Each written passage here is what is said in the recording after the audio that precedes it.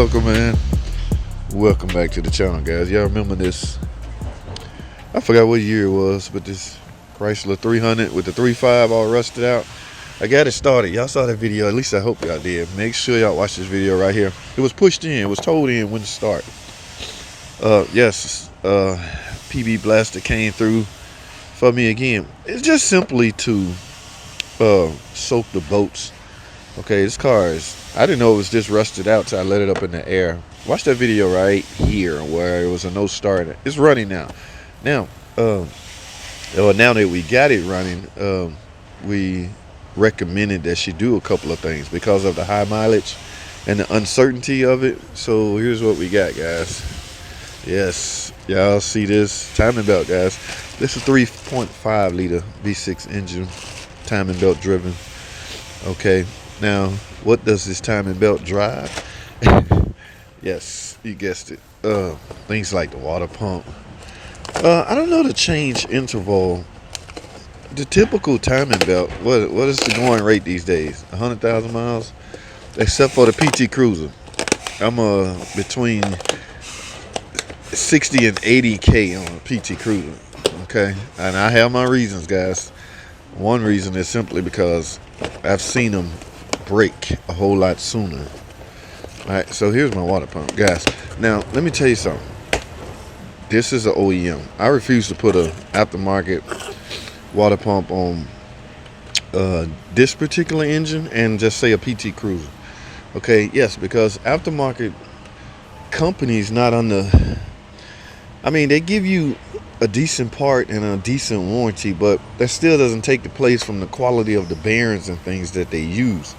Okay, so a PT Cruiser, if y'all out there using aftermarket water pumps on PT Cruiser, y'all are doing yourself a disservice, guys. That is the most riskiest thing you can do. I've seen water pumps seize up and ruin complete engines on that car because the timing belt snapped. Once the water pump, or once the bearing inside the water pump seize up, oh man, that's a wrap. Okay, man, that's with any pump, but chances are OEM not gonna seize that way, or it's not gonna fail that way. Mostly OEMs, now except for the Hemi, I do not brag on the Hemi water pumps, okay, but these will fail from a leaking standpoint. I mean, it's just the parts, the quality of parts that they use hold up well as far as that go, but the aftermarket stuff, they can't afford to use quality parts because they're trying to keep their price down to get the parts sold, get it over the finish line, and that's understandable. I get that. So technically they really hoping you don't keep the car that long, or you know what I'm saying, it lasts long enough for you to sell it. I don't know what their intentions are, but do not use aftermarket water pump on this one and a PT Cruiser. Now I'm gonna tell you something else that really failed. This is just gonna be a talking video, guys. All right, I'm not. Yeah, it's tons of videos out there. In fact, I have a few me doing timing belts on these. I'll link one right here. But moving on, let me show you what else. See, I very seldomly replace these, but I didn't write this estimate up. So they wanted everything in here done. This hydraulic tensioner, oh, they can go forever. Now this is the culprit right here. This right here will fail before your timing belt give out. Oh my goodness, I've seen these things ruin. Oh, watch this video right here, guys. This thing will come apart in a New York minute. And this is another one I would not use aftermarket. The ones that's coming apart on the original 3.5s are just that, original. I would give some of these parts company credit. Once they find out there's a known failure, they will revise these things and make them better. All right, now this is out of production. It's not like we make it anymore, but this pulley is good construction, good material, good parts was used to build this. One on it, who knows? The bearings come apart, like I say, and the little balls be down in the case, and it's just a hard mess. So I got my work cut out, guys. Now what I do not want to happen, or what I'm afraid may happen, because this is all rusted out, I don't know, I gotta get in there, and I don't want nothing to break in my possession. That's my thing. All right, but I have my trusted, yeah, good stuff here. But I want nothing to break on me. All right, this is an easy job, but a lot can go wrong. So let me get this covered. Like I said, it's not a tutorial video. Please get that in mind. Y'all remember the one I did had the cam gear broken, okay, and the cam sensor would not read? Yes, I'm gonna check that. Make sure that's not coming apart. All right, that is a known problem. Okay. In fact, look what I got. Still got that. Here, what happened is, remember the cam sensor reads this tone wheel. It's not supposed to come off of this. So the tacks or whatever, I guess it just get old and break. So I'm gonna make sure and check this one to make sure that's not the case on this one. All right, guys, let me get to work. I got a lot of work to do. Let me post up, get busy, and out. We'll fire the camera back up in a second. All right, once I get in there, I'll show y'all what's going on. Stay tuned.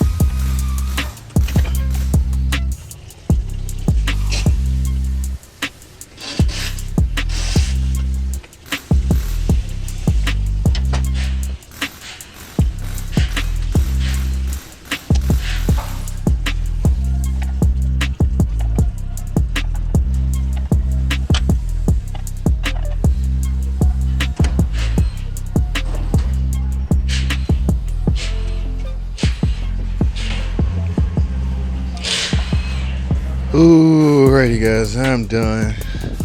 Not done, but I got everything out. Okay, I didn't run into a lot of surprises. All right, one of the surprises I ran into because of the rust was y'all see this? Oh wow! Taking this off, guys, it literally shattered.